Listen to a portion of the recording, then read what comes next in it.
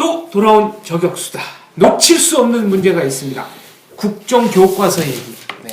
원래는 교과서 이렇게 전에 소장님께서 한 말씀 하시겠다고 하시는데요. 아까 끝날 때 사람 외모에 따라서 차별했다라고 하면서 우리 황병과 뭐 이 조모 이사가 네. 이 같이 이 네. 세미나에서 발언을 했는데 네. 조모 이사만 발언이 소개되는 부분에서 네. 외모 폄하적인 네. 한마디로 인권 침해적인 발언을 우리 장원재 사회자가 하셨는데 네. 솔직히 외모를 보고 하자면 우리 황변 얼굴이 크게 났기 때문에 네. 그럼 뭐 조 이사가 날 고소해도 어쩔 수 없는 이야기야. 요거- 사실대로 이야기하지. 요걸 전문 용어로 그래서 네. 언론에 황변의 발언이 소개돼야 되는 거 아니에요? 제가 전문 용어로 그럼 살짝 바꾸겠습니다. 네. 도찐 개찐. 근데 죄송합니다. 장 박사님, 딴 사람이 이야기하면 네. 이제 황변이 좀 자존심 상하거나 그럴 수 있을 것 같은데 박사님이 그러시니까 별로 자존심 안 상한 것 같아요. 합시다, 하죠. 저희 이렇게 자체 저격, 네, 이런 것도. 자, 국정교과서. 근데요, 네. 박사님, 제가 한 가지 아이디어가 하나 떠올랐어요. 네. 국회의원이 비례대표는 계속 비례대표를 할 수 있게 해놓는 것도 좋을 것 같아요. 왜요? 저격을 잘한 비례대표는. 원래 지금 관례적으로 비례대표는 한 번만. 네, 근데 보니까요, 자체 저격을 잘하는 비례대표 있잖아요. 네. 그 사람은 계속 할 수 있게 해놓으면은 자체적으로 저격을 잘하고 상대로 저격 잘하고 그러지 않아요? 물론 뭐 경우에 따라서는 그 경제민주화를 주장하셨던 김종인 의원처럼 이렇게 당적을 바꿔갑니다. 비례대표로만 4선을 하신 분. 옛날에 이미경 의원도 네. 새누리당에서 비례대표를 하고 야당으로 야당 건너가서 거기서도 네, 비례대표를 하고 하고, 그랬죠. 그래요? 네, 그런 분들이 있구나. 있어요. 그냥 갑자기 문득 우리는 자체 저격을 잘하잖아요. 네. 그래서 그 국회도 자체 저격을 잘하면은 오히려 좀 더 자체 정화가 되지 않을까 하는 생각이 들었어요. 알겠습니다. 자, 국정교과서 얘기로 한번 넘어가 보겠습니다. 어떤 거부터 좀 짚어봐야 되죠? 기존 교과서가 얼마나 말하자면 자, 반대하는 이게 국정인가? 국정교과서가 네. 국정화를 여기서 해야 질문 될 하나요. 예. 국정교과서 사용 안 하고 8점 교과서 썼던 사람. 그런 사람 어디 있어요? 저도 국정교과서 시절에 학교를 다녔어요. 그렇죠. 네. 우리는 다 국정교과서 시절이죠. 야, 그런데 내가 국사나 세계사를 내가 엄청 잘했어. 이 고등학교 때 아마 졸업할 때까지 한 개도 안 소장님 못하시죠? 순간먹이 에이, 있겠습니까? 서울대를 갔는데 다 잘했겠죠. 아니 근데 내가 왜 그랬는가 하면 우리 때는 이 교과서가 한 개였으니까 한 것만 공부하면 되는데 네. 자 2017년부터 대학 입시 수능에 네. 예? 이제 필수 과목으로 된다는 거 아니에요 국사가. 그러니까 국영수 국사를 봐야 되는 거예요. 그런데 국정교과서를 안 하고 현재 상태대로 간다 하면 학생들이 학교에서 7개를 배우잖아 교과서를 네. 다르게. 네. 그러면 시험 문제를 7개 중에서 공통적인 부분만 냅니까? 아니죠. 그럼 어떻게 시험 문제를 내요? 저는 여기서 또 간만에 소설 한번 써보겠습니다. 저는 예전에 왜 학생들의 부담을 줄여주겠다고 말은 하는데 갈수록 학생들은 왜 부담이 늘어나는가? 그 교과서도 많이 나고요. 과목도 늘어나고. 저는 이 출판사하고요. 이 모종에 카르텔이 있다고 봐요. 또 너무 네. 있다 이렇게 본다 하지 말고. 네, 그러니까 소설을 쓴다고 미리 했으니까. 근데 그래서 교과서는 이거 채택이 안 돼서 안 팔리면 상당히 손해를 봐요. 그러니까 그래서 만약에 소장님 말씀처럼 공통된 부분만 문제를 내버리면 참고서가 안 팔립니다. 이 분명히 시중에 그 여러 종류의 교과서의 핵심만을 추려놓은 그런 참고서가 또 있을 거예요. 그러니까 여기 중요한 거는 그 대학 입시에서 필수 과목이 되면 대학에 가고자 하는 사람은 전부 국사 공부를 다 해야 되는 거예요. 그렇죠. 2017년부터. 네. 그러려면 똑같은 책을 가지고 배워서 그 다음에 그걸 가지고 똑같이 시험을 쳐야지.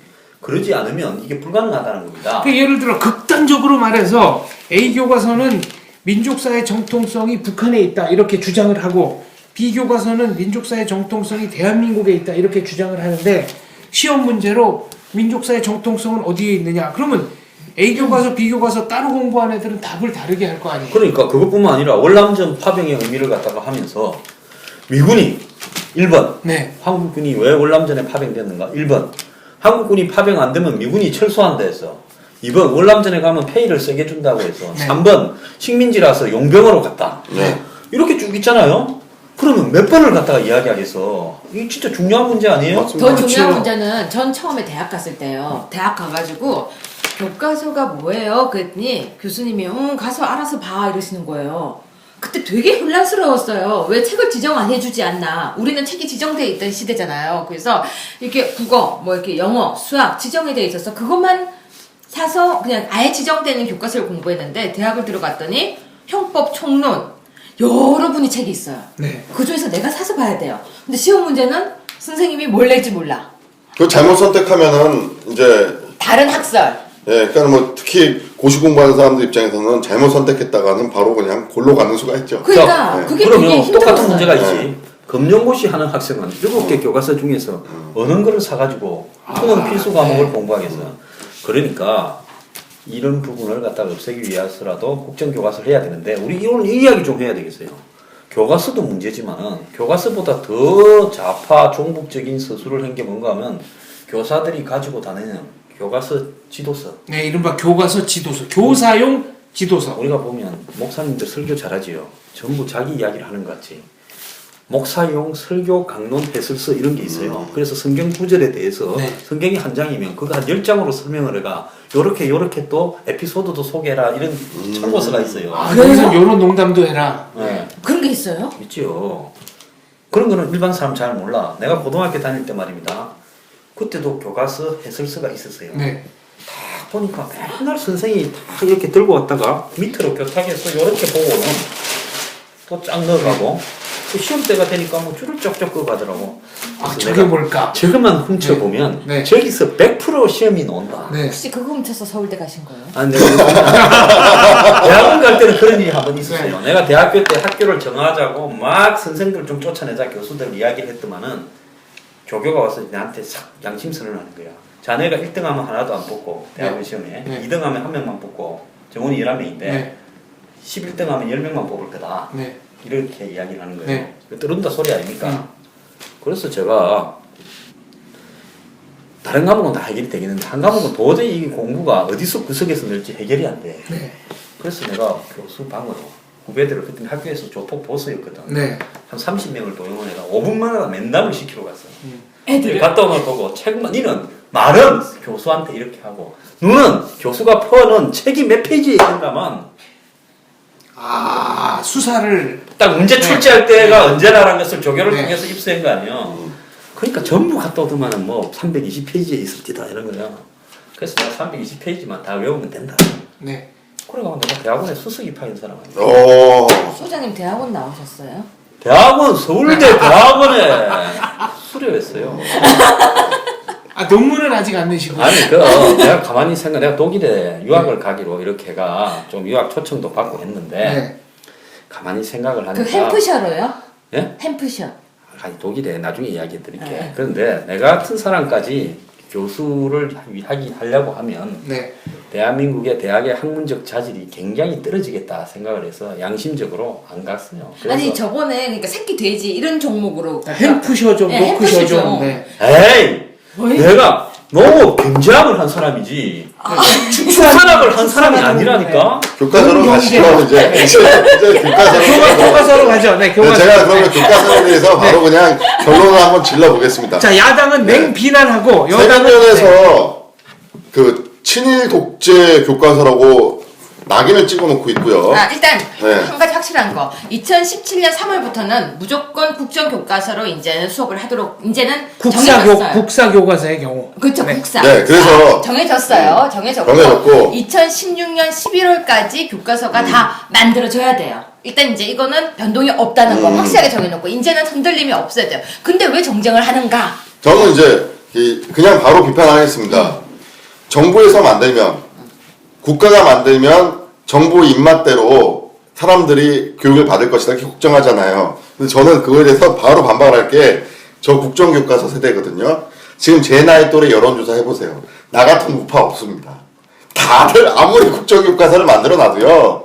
그게 진실이 아닌 것이라면 지금 사람들이 본인 따라가잖아요. 커밍아웃 했어요? 뭐 커밍아웃 근데 이 아니죠. 커밍아웃 예. 해도 댓글에 전혀 안 나와. 그래서 네. 그래서 국정교과서라는 것 자체가 무슨 뭐 인간의 사고를 지배하거나 왜곡한다고 설사 의도를 해도요 그 효과가 크지도 않은데 성경책 읽으면 네. 다 성인데요. 그러니까요 제 말씀이 그 말이에요. 그래서 기본적으로 그런 시각을 갖추고 있다라는 말을 하는 사람의 시각을 가만히 들여다보면요 자기들이 그게 가능하다고 생각한다는 거예요. 자 근데 왜 종북을 할까? 왜 예를 들어서 교과서에 마치 6.25가 무슨 대리전이다. 네, 뭐 마치 뭐 북침이다. 뭐 예를 들어서 이승만이 반민족 행위자 네. 청산에 소극적이었다. 뭐 그다음에 베트남전이 용병이다. 네. 북한의 뭐 3대 서습에 대해서 내재적으로 이해하자 이런 소리들을 하고 있을까? 그 부분의 목적은 뻔한 겁니다. 왜 그런가 하면 실제로 이런 어떤 부분들에 대한 우리 사회의 이 지식 사회 부분에서 노무현 김대중 정권을 거치면서요. 네. 이 쓸모없는 과잉 이념이 운동권을 했던 사람들한테 완전히 자리를 잡았어요. 네. 그러다 보니까 그 시대에 대학을 다녔던 사람들이요. 뭐 예를 들어서 김광석 노래 이런 것도 처음에 다 운동권 노래에서 출발한 거 아닙니까? 문화가 아예 거기에 다 젖어버렸어요. 이런 문화를 갖다가 오늘날 대학에 가서 이런 문화를 가르칠 수가 없어요. 그러니까 이런 문화나 이념을 학생들에게 계속 개성을 시켜가지고 그걸 중심으로 해서 야권과 지금 운동권의 텃밭을 만들어 가자라는 부분이다. 이것은 결국은 왜 그게 텃밭이 되느냐. 대한민국은 출발부터 태어나서 안 될 친일 정권이거나 친일을 청산하지 못한 사람들이 출발시켰고 그것이 결국은 군사 독재, 친일파가 군인이 돼서 쿠데타를 해서 군사 독재를 가져왔고 그래서 당연히 그 연장선상에서 인권 유린이 있었고 민주주의 탄압을 했고 그것이 또 전두환 노태우 공산 정권까지 왔기 때문에 그리고 김영삼은 거기에 또 빌붙어서 한마디로 토항을 해서 김대중 이전까지 대한민국의 역사는 한마디로 허접한 인정할 수 없는 잘못 출발된 있어서는 안 될 사생아다. 역사적. 아무튼 그 이야기를 하고 싶은 겁니다. 모 교과서에는 박정희 대통령 사진은 딱 한 장, 5.16 때 말하자면 선글라스 끼고, 근데 그것도 동그라미를 쳐놨고요. 김대중 전 대통령 사진은 뭐 웃고 있는 사진으로 석장인가 몇 장 들어가 있고. 그래서 그렇게 배우고 나면 네. 애들이 뭘 느끼겠습니까? 야, 우리나라는 정말 처음에 출자부터 잘못된 나라였구나. 태어나지 말아야 될 나라였구나. 이렇게 생각을 하면서 한마디로 우리 현 정부를 비판하고자 하는 이런 세력들에 대해서 동조하기 쉬운 정치적 성향을 갖게 되죠. 자, 교과서만 그런데 이걸 가르치면서 교과서 해설서 지도서에 보면 막 그것보다 엄청난 내용들이 있었어요. 이런 거 내용들을 다 애들한테 가르치지 않겠어요? 네. 자, 그러면 거기에 사고를 영향을 받고 태어난 애들은 한마디로 나중에 어떤 자기의 어떤 신변상의 조금의 불이익이나 사회 불만적인 계기만 주어지면 이 불만 세력이 되는 좌파, 거죠. 네. 그다음에 야권의 지지 세력이 되는 겁니다. 그런 부분을 겨냥해서 이건 정치적인 성향을까지 포함을 해서 또 북한에 이 남원으로 내려보내는 자신들의 어떤 지령 코스까지 포함해서 복합적으로 엮여 있는 부분이라고 나는 봐요. 민족사의 정통이 북한에 있다 이런 식으로 교과서를 서술하게 되면 학생들의 경우에는 결국 북한의 전체주의를 아무래도 덜 비판하게 되고 가장 폐쇄적 포갑적인 북한의 그 반인권 이런 문제를 이제 거론 안 하게 되고. 여기 현장에서 지금 학생들 가르치고 계신 교수님 계시지 않습니까? 제가 제 교수님께 한번 여쭤보고 싶어요. 네, 물어보세요. 예, 제가 이제 오늘 방송 나오기 전에 저희 법인의 20대 여직원들에게 우리나라, 그러니까 대한민국의 역사에 대해서 자랑스럽냐, 부끄럽냐, 이렇게 물어봤어요. 공과사가 다 있지만 전체적인 느낌이 어떠냐. 저희 법인에 있는 여직원들이라면 기본적으로 당성이 어떻겠습니까? 네, 07, 과삼 이 정도는 네, 나와줘야죠. 나와줘야 되는데 별로 자랑스럽지 않다고 딱 나왔어요. 야. 네, 그래서 네. 지금 현업에서 지금 학생을 가르치고 계신 교수님께 여쭤보고 싶은 게 지금 20대 초반의 학생들은 과연 어떻게 생각하는지. 간단하게 얘기해 드릴게요. 요즘 헬조선이라는 말 많이 나오죠. 저는 이 단어가 굉장히 나쁘다고 생각해요. 봐봐요. 우리가 긍정적인 생각을 하고 긍정적인 이야기를 해도 힘들 때가 있어요. 근데 아예 이야기를 해요. 헬조선. 우린 지옥에 살고 있어요. 그럼 우린 뭐예요? 지옥의 악마들이에요? 다 지옥에 살고 있다고. 그 표현을 한다는 게 조선이라는 단어를 쓰면서 거기다가 지옥을 붙여서 이야기를 하고 있다는 게 현재 우리를 평가할 때 너무나 이렇게 뭐라 그럴까 최악의 상황이라고 계속 얘기를 하고 있는 거예요. 그 상황을 물론 위를 보지 말고 밑을 바라보라 뭐 그런 이야기도 다 있지만 그걸 떠나서 지금 현재 우리가 있는 이 존재에 대해서 너무나 나쁘게 보고 너무나 부정을 하고 특히 유관순 언니, 유관순 누나에 대한 역사도 모르고 어떤 아이들은요 제헌절, 개천절, 광복절 이것도 잘 몰라요.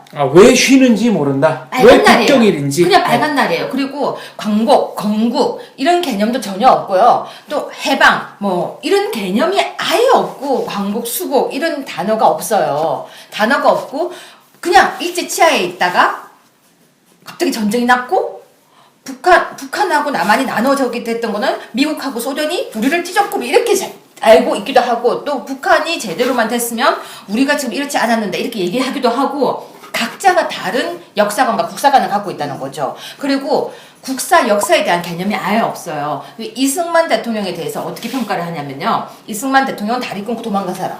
예. 저는 그게 더 충격적이었어요. 이승만 대통령도 공과 사가 있어요. 있는데 다리 끊고 도망갔고 외국인을 아내로 둔 사람. 친일 매국노라는 표현을 많이 쓰더라고요. 그리고 이승만 대통령의 공에 대해서는 얘기 안 한다. 아니 그러니까 이승만 대통령이 오늘날 다문화 사회를 예상해가 최초로 그 다문화 대통령이 됐는데 건국 대통령이 네. 그런 긍정적인 부분을 이야기를 안 하고요. 저는 이런 역사가 사실 교과서에서 가르치는 내용은 수업 시간에 대부분 졸거나 딴 생각을 하거나 또 뭐 이러기 때문에 별 크게 영향이 없는데 이 내용이요. 문화적으로 배어드는 문제를 내가 좀 지적을 하겠어요. 자, 얼마 전에 1000만을 넘겨서 1500만까지 갔죠. 영화 암살에 보면 마지막에 거기 이정재가 염상진이라는 사람으로 나오지 않습니까? 근데 그 사람에 대한 서술도 틀렸어요. 역사적인 서술이에요. 디테일이.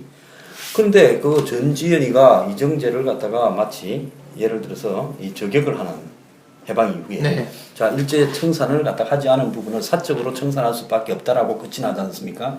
자 이것이 그 이승만 정부의 건국 부분을 비하하는 부분으로 문화적으로 투영됐는데요. 그 영화를 본 4,500만 되는 사람들은 그 마지막 내용이 한마디로 주제라고 보고 나올 겁니다. 그러지 않겠습니까? 죽으라고 고생했는데 한마디로 친일한 놈이 해방시키고 나니까 득세해서 나라를 잡는 주역이 되었다. 두 번째로요. 하기야 영화와 연극은 핵심적인 한마디 한 문장을 말하기 위해서 쫙 예, 최초로 뭐 2천만 넘은 영화입니까? 괴물에 보면 미군이 한강에다가 화학물질을 독극물을 그래서 방류해서 괴물이 생겼다라고 네. 또 이야기를 하지 않습니까? 네. 자, 반미를 이야기를 하고 있지요. 자, 설국열차 보면 말입니다. 이 가난한 사람은 제일 악한 애 부자들은 호화롭게 살고 가난한 사람은 제일 저 북한에서 귀하네. 죽어가면서 바퀴벌레나 먹고 이렇게 이야기를 하지 않습니까? 그 부분에 대한민국의 어떤 이런 어떤 뭡니까? 이 서로 간의 이 빈부 계층 이런 차이. 계층 차이 네. 부분을 이 성장 과정에서 벌어진 한마디로 고도 성장 과정에서 벌어진 네. 계층 차이를 이야기하지요. 또 한번 봅시다. 영화 배노인에 보면 그 배노인은 단순히 이 민주주의, 인권을 위해서 젊은 청년들이 고민을 했는데 그걸 몰아가지고 깜빵에 쳐넣어서 인권 변호사가 변호한다듯이 그 영화에 보면 거기 주인공들에게 가해졌던 국가적 폭력은 한마디로 유신시대의 암울한 측면만을 이야기를 하지 않습니까? 태극기 휘날리면서 보면요. 그 이승만이 제일 먼저 도망가는 장면 뭐 그런 거 들어가 있지 않습니까? 남북이 인연 갈등 때문에 전쟁을 하듯이 형제가 다른 편에서 총을 땡기는 장면이 나오지 않습니까?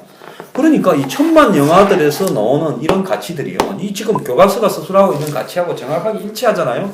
그러면 이런 어떤 젊은 감독들, 이런 사람들이 영화를 만들면서 교과서에서도 이 정도로 서술을 하니까 뭐 이런 부분을 내가 이야기하는 부분은 아무런 사회적인 부담이 없다라고 생각하면서 이야기를 하고 그 영화들을 1000만 명 이상씩 봐야 되니까 대한민국의 가치관이 붕괴되지 않겠습니까? 숭실대의 그 남정옥 교수는 친대한민국, 그러니까 대한민국의 헌법적 가치와 질서를 옹호하는 세력들이 정치 권력만 겨우 가지고 있고 문화 권력과 역사 권력은 이미 반대한민국 세력에게 넘어갔다고 봐도 무방하다. 이런 그렇기 얘기를 때문에 했습니다. 정신분열증적인 그 뇌구조를 가질 수밖에 없는 거예요. 제가 아까 말을 좀 이어서 하면 그래서 제가 이제 저희 젊은 여직원들의 얘기를 듣고 나서 이렇게 되물었어요. 2차 세계대전 이후에 신생 독립국이 1인당 GNP가 $1000도 안 되는 나라들이 50년도 안 돼가지고 20배 이상 소득이 늘고 민주주의와 산업화를 동시에 달성한 나라가 과연 대한민국 말고 어디에 있느냐라고 되물으니까 그제서야 그렇네요. 그럼 내가 왜 자랑스럽지 않냐 그러니까 자랑스럽네 이렇게 나오는 거예요. 그러니까 이 두 가지 가치관이 현실과 배워왔던 학교 지식관이 엉클어져 있어서 마치 분열적 현상이 일어나는 듯한 모습이 보인다는 거죠. 자 그게 황변 말이에요. 61년에 96불이었어요. 그러니까 1945년에 독립할 때의 달러적 가치로 하자면 20불도 안 됐을 거예요. 61년에 96불이었다니까. 그러니까 61년에 한국이랑 가장 비슷한 나라가 아프리카 가나였습니다. 예, 가나였고 이디오피아는 한국보다 훨씬 잘 살았어요. 네. 그런데 여기서 이제 중요한 부분은 뭘 갖다 우리가 봐야 되는가 하면 뭐 흔히 TV 나와서 평론하는 좌파 평론가들이라는 친구들이 자료도 하나 안 찾아보고 하는 이야기가 공산국가, 독재국가, 아프리카 나라들만 한다 이러다가 이제 어제부터 아이슬란드, 네. OECD 국가 중에서 터키, 그리스가 세 나라가 뭐 예를 들어서 이 국정 교과서를 한다, 국사를 이러는데 그 다음에 이제 아시아에는 보면 대표적인 나라가 대만하고 싱가포르이 국정 교과서를 해요, 국사만. 그래서 이런 부분이 왜 그런가 하면 다 나라마다 이 지금 국정 교과서 하는 사연들이 있어요. 자, 아이슬란드라는 것은 인구가 불과 한 65만 명인가 이렇게밖에 안 될 겁니다. 덴마크의 덴마크의 오랜 점령제. 스웨덴 네. 뭐 이런데 점령이 된 네. 조그만 섬에 불과했어요. 그럼 이 나라가 독립을 하면서 지금 유럽에서 작지만은 아주 그 관광지가 여러 가지 부분에서 잘 버티는 나라인데 IMF를 겪어도 금융위기를 겪어도 잘 버텨요. 근데 이 나라는 자기 나라의 독립을 역사를 하나로 가르치지 않으면 뭐 역사라고 할 게 없어요. 그렇기 때문에 국정교과서를 만들어가 우리나라가 어떻게 식민지로 있다가 독립됐는가를 그렇게 가르치고 있는 겁니다.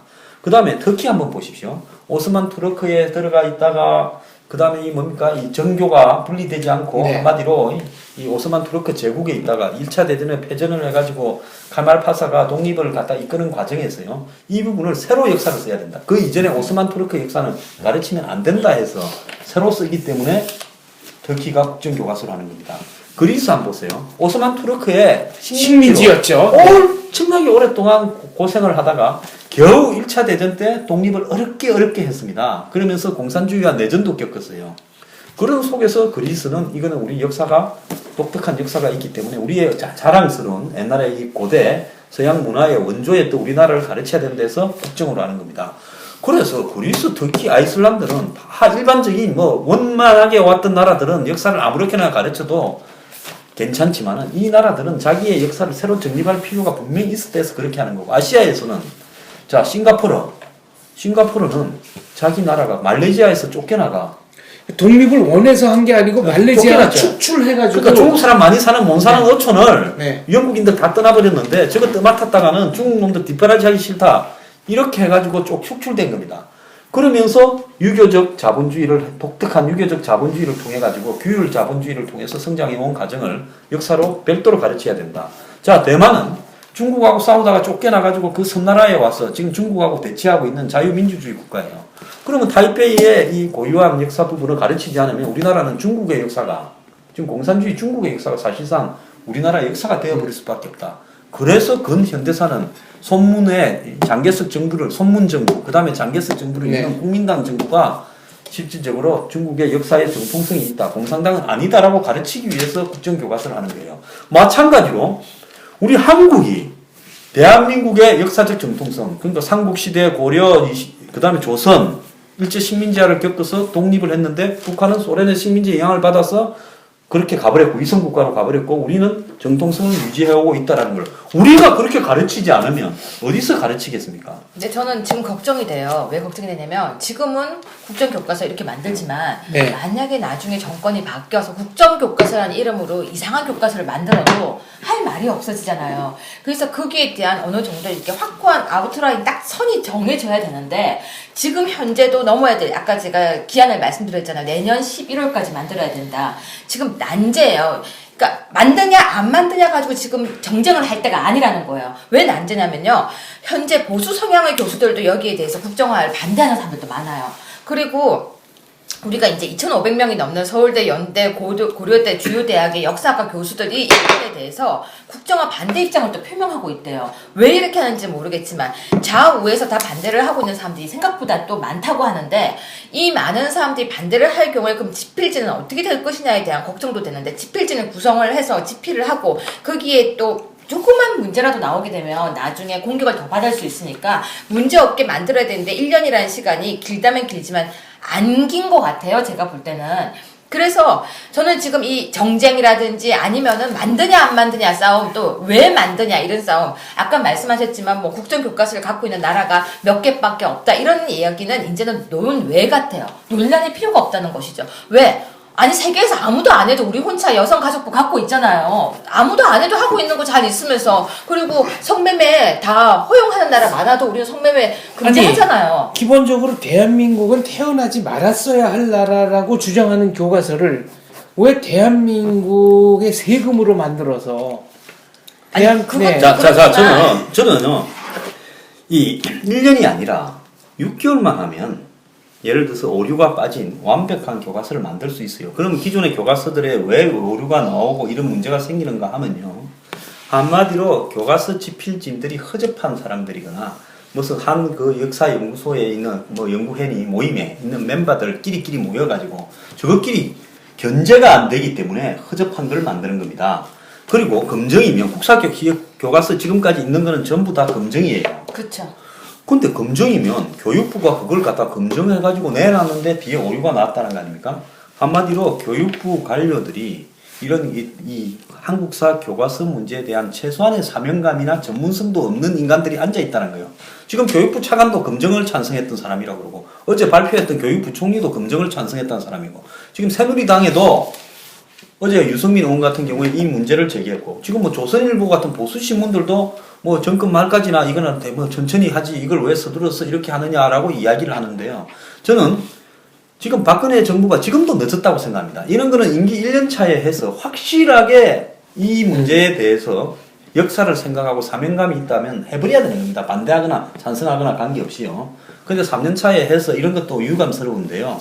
이 문제에서 보수 일각에서 문제를 제기한다 어쩐다를 가지고 신경 쓸 필요가 없는 거고요. 정부는 발표했으니까 고시에서 집행하면 되는 거고 지금 문재인 대표는 어제 오늘 뭐 광화문에 가가지고 장외 투쟁을 하겠다. 장외 투쟁 네. 그건 하든가 말든가 놔놓고 밀고 가면 되는 겁니다. 자, 이 문제 때문에 민생이 민생을 집중해야 될 박근혜 정부가 민생을 버리고 이걸 갖다가 가지고 정치적 시비를 만든다는데 언제요? 4대 개혁하자 할 때 세월호 때문에 중단시켜가 6개월 끌고 뭐 하면 툭 하면 국회 중단시키고 한 사람이 누군데 누가 감히 민생을 논합니까? 저는요 당장 안 먹고 살아도 되니까 역사 문제는 정확하게 정리해가가 이게 중요하고요. 앞으로 대선은요 교과서 국정의 내용까지도 정하는 대선입니다.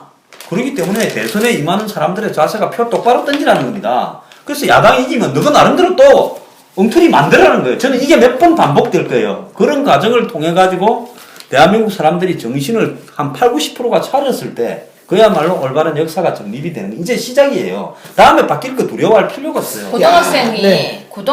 중고등학생이 데모한다고 기사가 나왔어요. 그러니까 데모라기보다 뭐라고 할까? 여기에 대해서 시위를 하고 있다고 기사가 나왔는데 기사를 보면은 굉장히 많은 학생들이 거리로 나와서 하고 있는 것처럼 나왔는데 보니까 11명.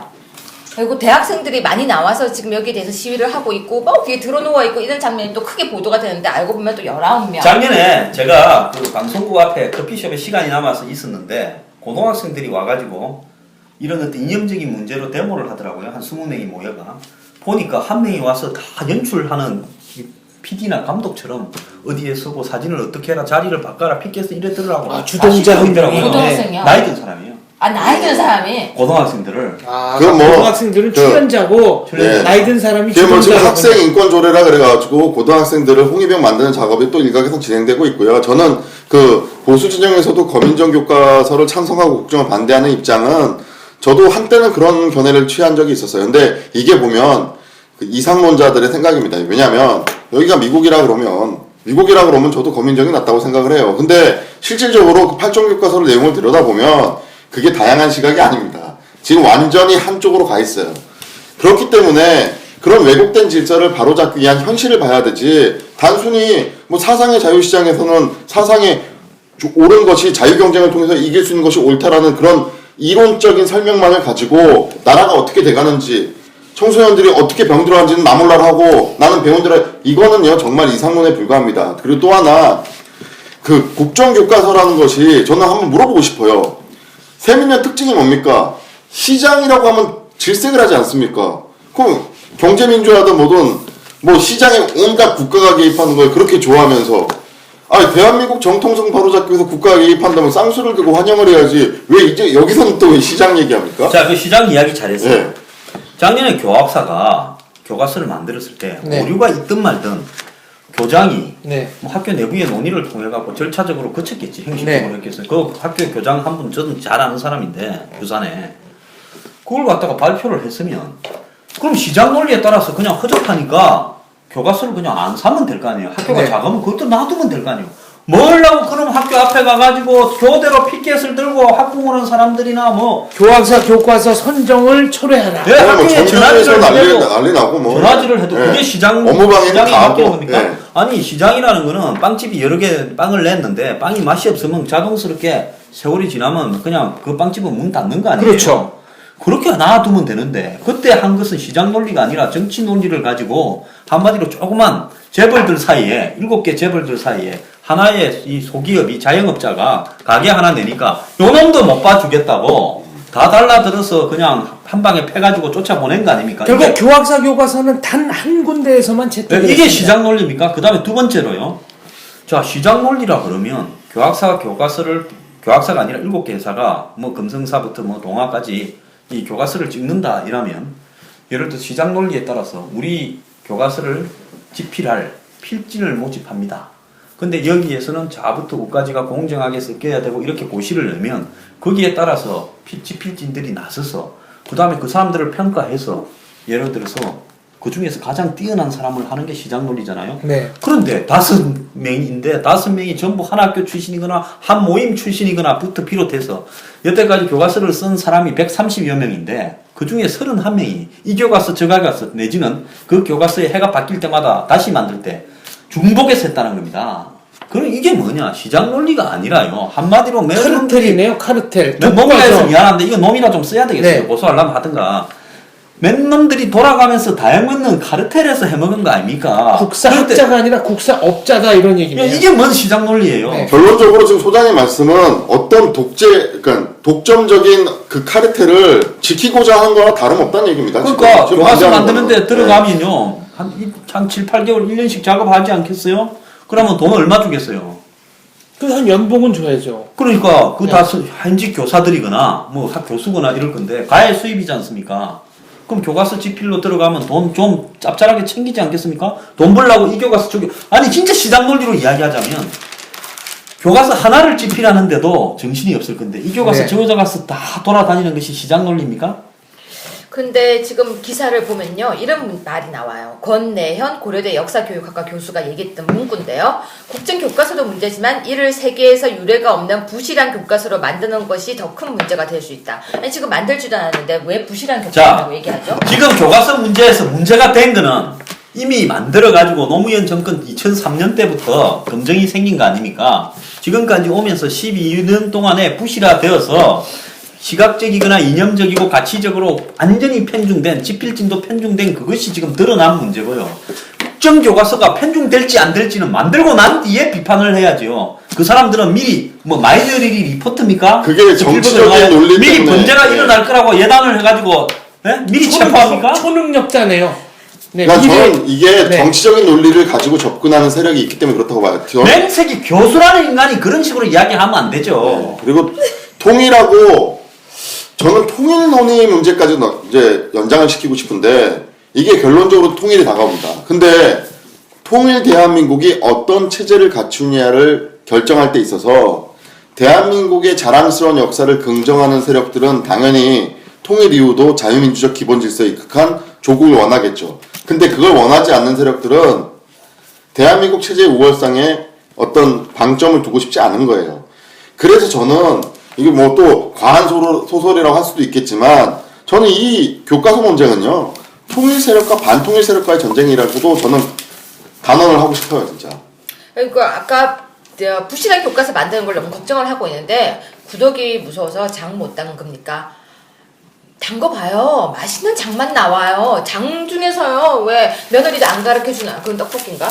그런 종류가 있기 때문에 무슨 말이냐면요. 잘하면 되는데 잘할 생각을 안 하고 하기 전부터 어머 이거는 하면은 정말 잘못할지 몰라. 이런 걱정을 하고 있는 게 왜 하는지 전 모르겠어요. 그리고 아까 말씀하셨듯이 이제부터 잘하면 되거든요. 그렇지 않아요? 이제부터 넘어지고 다치고 그러면서 논쟁하고 그렇게 계속 또 만들고 또 만들어서 잘못되면 논쟁을 한 번 더 하고 그러면서 계속 우리가 역사를 찾아가는 그 과정이 이제는 필요한 때라고 저는 생각해요. 대한민국의 역사가요, 뭐 국사학 공부했다라는 무슨 뭐 교수나 교사 몇 명의 놀이터가 아닙니다. 그 사람들 학회나 연구소 만들어가 보니까 한 50몇 개가 있는 것 같아요. 역사 관련. 네, 그렇더라고요. 그 중에 거의 대부분이 한쪽으로 편중된 사람들이 끼리끼리 모여가 비슷한 거 만드는데 왜 그걸 만들겠습니까? 거기에서 여러 가지 이해관계가 서로 일치되고 밀어주고 땡겨주고 올려주고 돈의 생태계를 만들어놨죠. 돈과 또 무슨 교사하다가 교수로 가는 사람도 있을 거고 그런 어떤 이 메커니즘 속에서 이해 메커니즘이죠. 한마디로 이런 속에서 하는데 아니 국사 교과서를 예를 들어서 그 사람들한테만 만들어야 된다는 보장이 어디 있습니까? 저는요 교과서를 만드는 데는 그야말로 국사와 관련돼서 공부한 사람뿐만 아니라 그러지 않은 사람까지도 들어가야 된다고 봅니다. 왜냐하면 전문성이라는 함정에 빠져가지고 이 모든 악마가 디테일에 있다고 이야기를 하지 않습니까? 그 부분에서 이 국사라는 전문성을 가졌다라고 하는 사람들이 지금 전부 다 어디 줄 서 있기 때문에 이번에 국사편찬위원회는 그야말로 한 번이라도 이런 모임에 들어가갖고 줄 서는 패거리에서 발언하거나 이런 사람들을 다 자등우등 배제시켜야 된다고 봐요. 그러면 쓸 사람이 아무도 없으면 어떡해요? 아, 쓸 사람이 없으면 대한민국 우리가 하면 됩니다. 우리가 하면 됩니다. 우리가 하면 아까 됩니다. 자기는 자기 신분을 밝히면서 아까 커밍아웃을 아니, 했잖아요. 저는 이제 부탁드리는데 소장님 좀 열받게 하지 말았으면 좋겠어요. 왜? 왜냐면 이런 분들이 나와가지고 소장님 열받게 하니까 이 또 돌아온 저격수다에서 소장님이 열변을 토하시면 괜히 우리가 위축돼요. 우리 얌전하게 지금 왜냐면 저거 뭔가 잘못한 거 아 진짜 난 유해 교수 때문에 열받았어. 자, 제3세계가 가장 닮고 싶어하는 나라가 대한민국인데 이 대한민국의 교과서를 보면은 대한민국은 태어나지 말았어야 할 나라라고 하고 그럼 이거는 거의 뭐 좀 정신장난적인 현상 아니겠습니까? 자, 전 세계에서 DMZ라는 이 뭐 50km입니까? 그렇죠. 아, 이 5km, 5km. 5km에 이렇게 네, 남북으로 5km. 군사력이 총 집중되어 있고 핵을 가지고 한쪽엔 가지고 있고 한쪽은 없고 이런 어떤 군사적 대립 지역이 서로 간에 완전히 다른 체제를 가지고 적대적으로 죽느냐 죽이느냐 또 때에 따라서 주기적으로 이 어떤 네, 군사적인 충돌이 일어나고 이런 나라가 있습니까? 없잖아요. 지구상의 대한민국 하나입니다. 그러면 이런 나라에서의 이 국사 역사 교과서는 결국은 대한민국의 이런 현실을 감안하면서 이루어질 수밖에 없는 거고. 자, 북한은 북한식으로 자기식으로 김일성, 김정일, 김정은의 역사를 정통화하는 즉 해방 이후에 북한 정권이 한반도에 정통성이 있다고 자기 주장을 하는 역사를 쓰겠죠. 그거 뭐라 합니까? 저거는 아무데나 쓰라는 겁니다. 통일될 때까지. 그러면 우리는 우리 나름대로의 역사를 써야지요. 그러지 않습니까? 그렇습니다. 우리가 북한에 서로 우리를 죽이려고 하는 북한에 맞추어서 우리 역사를 쓸 필요는 없어요. 그런데 한국의 역사를 쓰는데 내재적 관점이 뭡니까? 과거에 송두율이니 뭐니 하는 사실상 중립적인 지식인인 척하면서 북한 간첩 비스무리한 북한의 실상은 북한식 논리로 이해해야 한다. 이종석 그게 씨, 내재적 관점이죠. 그 네. 사람들 간첩 비스무리한이라고 말 안 하겠다라는 이야기를 제가 한 거니까 또 네. 고소하지 마세요. 자, 이런 사람들이 주장해오던 내재적 관점, 즉 북한은 북한의 고유한 입장에서 이해해야 된다는 그런 내용을 우리의 한국 역사를 쓰는데 집어넣어가지고 이해하자라고 왜 이야기를 합니까? 왜 한국사를 쓰는데 한국의 내재적인 관점에서 써야 된다라고 말을 안 하는 겁니까? 그러니까요, 한마디로 정말 웃기는 사람들인데요.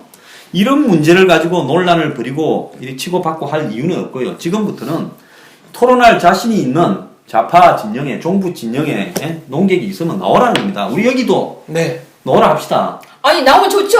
뭐 낙곰수도 나오고 진윤거이도 나오고 다 오라는 거예요. 다 여기 오고. 이렇게 나란히 네. 이렇게 마주보고 앉아가지고 여기 우리 집에 왜 왔니? 예, 그거는 우리가 하면 되고요. 우리는 네. 직업이 그냥 입으로 구라뜨는 사람들 있지 않습니까? 그거는 우리가 하면 되고 그냥 국사편찬위원회와 네. 그다음에 이 집필진들은 열심히 역사만 쓰면 되는 거고요. 억울하면 다음 대선에 이기라는 거예요. 다음 대선에 이기면 틀림없이 국정교과서를 다시 검정으로 갈 겁니다. 그러니까 좌파 교과서가 7개가 아니라 14개쯤 될 수도 있겠죠. 자, 이 문제에서 중요한 것은 앞으로 이 역사를 예를 들어서 이제 대선 때 그런 게 직권뿐만 아니라 역사까지 거기에 같이 올려요. 자, 이긴 놈이 지 맘대로 쓰기. 내가 농담이 아니라 실제로 그렇게 돼버린 거 아닙니까? 그렇게 흘러가고 있습니다. 지금까지 그렇게 했죠. 이기는 네. 놈이 지 맘대로 썼지 않습니까? 그러니까 이제는 이후에 거기에 붙은 무슨 정교조 선생, 더 나아가서 좌파 국사학자, 교수, 교사까지 다 붙고 이쪽은 그게 아니라 국정을 해야 되는 사람 다 붙어서 이제 판을 갖다가 이 판으로 끝내자는 이야기예요. 서울시는 이 와중에 청년에게 50만 원 주겠다고 또 1인당. 1인당 뭐 갑자기 이제 아니 뭐 저기 성남시는 100만 원 준다는데 성남시보다 아 왜 50만 원이니까 주려면 500만 원 주고 5천만 원 주도 해야지. 오늘 소장님 화났어. 소장님이 돌아온 저격수다를 한 몇 주를 안 하다가 나오시니까 혼자서 뉴스 브리핑 하실 때보다 여기가 더 재밌나. 혼자서 하실 때는 이렇게 화 안 내시던데. 제가 오늘 민감한 그날이에요. 바이오리듬 얘기하신 거죠 지금? 네. 생리적으로 민감한. 네, 바이오리듬에 의해서 컨디션이 좀 처지는 날이다. 이렇게 정리를 하겠습니다. 당황하셨어요? 네. 이 국정교과서를 둘러싼 논쟁, 여야 정치인들이 거의 모두 나서서 뭐 들러붙는 것도 그렇고, 고영주 박문진 이사장의 소신 발언을 두고 정치권 전체가 들썩이는 것을 보고 저는 느낀 게 있습니다. 2017년 대선은 결국은 이념 논쟁으로 갈 확률이 매우 높겠다. 그렇다면 화두는 운동권 심판이 되지 않을까요? 낡은 386 청산이요? 그 낡은 386을 청산하자는 세력과 386이 들고 나왔던 여러 가지 이념 지향적 뭐 기타 뭐 편향적 뭐 하여튼 여러 가지 이런 게 옳았다고 생각하는 사람들 사이에 일대 대회전이 되지 않을까. 엊그제 보니까 안철수 의원이 네. 그 뭐 과도한 과잉된 그 이념에서 탈피하고 이 실질적인 네. 이전 있는 정책을 만들자. 저 과잉 이념, 편향보다는 예, 과잉 그래서 이념. 네. 이 DJ나 노무현 시대를 극복하는 그런 것이 야당의 변화가 있어야 된다 이렇게 이야기를 하는데요. 그럼 안철수 의원 이야기고 그러고 나니까 SNS에서 뭐 안철수 과거 무슨 뭐 BWM 제가 했던 옛날 이야기를 친노들이 다 받아가지고 SNS에서 열심히 또 돌리고 있더라고요. 저작권이 황 소장. 그러니까 친노들 그 트윗 하려 그러면 그 저작권 안철수가 1910원에 사서 무슨 뭐 어쩌고 저쩌고 하는 거는 몇 배 튀겨 먹었다는 거는 저한테 와서 허락받고 올리고 여기서 중요한 이야기는 뭔가 하면 다음 대선에서 솔직히 말하면 여태까지 이념이라는 게 뒤에 있었는데요. 대선에서는 서로가 가운데로 왔습니다. 경제 그렇습니다. 민주화부터 시작해서 복지 강화 이러면서 이념은 서로 다 숨겼어요. 그렇잖아요. 근데 요번에는 근데 이제는 숨기지 말고요. 다 깨가지고 올려놓고 이기는 사람이 그냥 통으로 먹기 이렇게 가야 되는 게 저는 맞는 거라고 봐요. 근데 정치권이 좀 변화는 있는 것 같습니다. 저 새누리당에서 5명의 현역 의원이 불출마 선언을 했거든요. 그리고 저는 이게 좀 충격적이었던 게 초선 의원까지 불출마 선언을 했어요. 물론 현역 뭐 지역구예요? 지역구죠. 서초갑. 그건 어차피 공천이 안 되겠네. 네. 근데 어쨌거나 불출마 선언을 하고 있는데요. 계속해서 혁신이 하면서 대대적인 물갈이를 외치고 있는 새민연에서는 아무도 불출마 선언을 안 하고 있어요. 말만 하지 말고 행동으로 좀 옮겼으면 좋겠어요. 자, 대한민국이 과거 어떤 나라였는가 잠깐만 짚어보겠습니다. 남은 시간이 한 5분 정도 있는 것 같은데요. 어렸을 때 60년대 초반 글로 잠깐 돌아가셔서 화장실 얘기 한번 해주시죠. 그때는 화장실에 가면 종이를 이걸로 썼죠. 화장실에 가면 화장실 귀신이 그리고 있었어요. 화장실에 가면 나무가 이렇게 2개 있었는데 이상하다. 저도 어릴 때 화장실에 갔다가 한번 빠졌어요. 똥도. 그럼 독이 오른다고 하죠. 발을 네. 헛디뎌가지고 네. 그래가지고 이게 나무가 논다고 합니다. 그래서 이름도 장수고 똥통에 빠져서 인생이 엄청 재수가 좋을 거다. 네. 큰 출세를 할 거다 하고 예측이 됐는데 모르겠습니다 앞으로. 근데 자관 중요한 것은 화장실에 그랬고 또 갔다 오면 한 30분간 화장실의 냄새가 옷에서 배어서 화장실 향수가 있었죠. 네. 그런 시대에 살았는데 이제 근데 밤에 일어나가지고 화장실 가려면 정말 여러 명이 내려가가지고 가야 됩니다. 제가 그 옥수동에서요 한때 자취를 잠깐 했는데 대학 다닐 때 아침에 그럼 80년대 초반입니다. 화장실 가려면 이 집 저 집 살던 사람이 다세대 주택 같은데 화장실 하나밖에 없어요. 공동 화장실. 네. 줄을 갖다가 한 10m 정도 썼어요. 남자 여자가 서로 화장실 가려고 마주보고 서 있고 화장실 바로 문 앞에도 서 있습니다. 지금 생각하면 화장실 안에서 어떻게 일을 받는지 그것도 참 의문스러운데요. 그런 시절에 살았어요. 근데 요즘 화장실에 가서 변을 보기 편한 시대에 살고 비데도 사용하고 이러니까 한마디로 배가 불러가지고 그런 소리를 하는데, 중요한 것은요, 이 대한민국을 한번 보십시오. 지도를 거꾸로 딱 놓고, 자, 중국이 바다, 네. 그 다음에 히말라야 산맥, 그 다음에 정글, 그 다음에 사막, 네. 이렇게 자연적인 지형지물로 차단된 데가 중국의 영토입니다. 그 안에는 전부 다 중국이 다 장악했어요. 유일하게 중국에 안 들어간 나라가 한반도였습니다. 그것은 뭔가 하면 중국을 갖다가 이 상국으로 섬기고 종주국으로 섬기면서 중국에가 왕책봉을 받아오고 별별 비참한 일을 다 겪었지만은 대한민국이 삼국시대부터 고구려, 고려, 그 다음에 조선을 거치면서 끝까지 살아남은 거예요. 일제 식민지가 되었더라도 대한민국이 따로 해방이 된 것은 이 나라는 문화적으로나 역사적으로 중국과는 다르다라는 게 인정이 되어서 또 항일투쟁도 해서 인정받아서 온 거 아니겠습니까? 젊은 사람들이 볼 때는 한국의 역사가 비루하고 정말 한국이 출발부터 잘못된 것 같지만 저는 중국 옆에 붙어서, 그러니까 세계 최강국 중국 옆에 붙어서 우리가 민족적 정통성을 유지해오면서 오늘날 독립을 유지하면서 세계 12대 경제 국가 안에 들어간 것은 이것은 기적이라고 바라봅니다. 이렇게 기적적인 과정에서요, 대한민국의 이 지금 삼국시대 이후부터 조선까지 유지되어 온 부분도 기적이고, 그 다음 일제시대를 겪으면서 해방이 되는 것도 기적이고, 해방 이후에 지금까지 경제 성장을 한 것도 기적입니다. 이 모든 것들이 기적이 있었기 때문에 유지되어 온 건데, 이것을 갖다가 비하하고 냉소적으로 힐난하고 한마디로 자조하고 하는 역사를 젊은 사람들에게 가르쳐서요, 그 사람들이 이후에 어떤 역사를 가지고 살아가겠습니까? 역사는 자부심이어야 됩니다. 이런 부분에서 봤을 때는요, 이 역사를 왜곡시킨 사람들은 아마 전부 지옥 갈 거라고 생각해요. 네, 영화 얘기 하셨으니까 저도 영화 얘기 잠깐 해보겠습니다. 1000만 명 돌파한 영화였죠. 거기 보면 이제 파독 광부 얘기가 나오는데, 국제시장이요. 파독 광부로 가셨던 분들은 대한민국에서 정말 내노라 하는 대학 출신들이 뽑혀간 겁니다.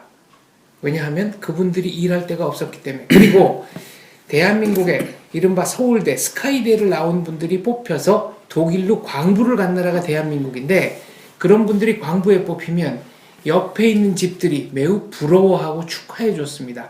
이제 저 집은 셈이 폈구나 하고. 그게 1960년대, 70년대 대한민국의 실상입니다. 2015년 노벨 경제학상 앵거스 디턴인데요. 결국 핵심은 나라가 잘 살게 돼야 비참하게 비인간적인 삶을 사는 사람들이 줄어든다인 것 같습니다. 그런 면에서 대한민국은 전 세계 인류에게 한 줄기 희망의 빛을 던져준 나라라고 할 수 있습니다. 그런 점에서 저는 대한민국이 매우 자랑스럽습니다. 박사님, 저도 한마디 할게요. 짧게. 네, 저 짧게 한마디 하겠습니다. 잘생겼는데 길게. 네, 아니, 뭐예요? 요즘 헬조선 젊은이들이 많이 그러죠. 저는 이 말을 해주고 싶어요.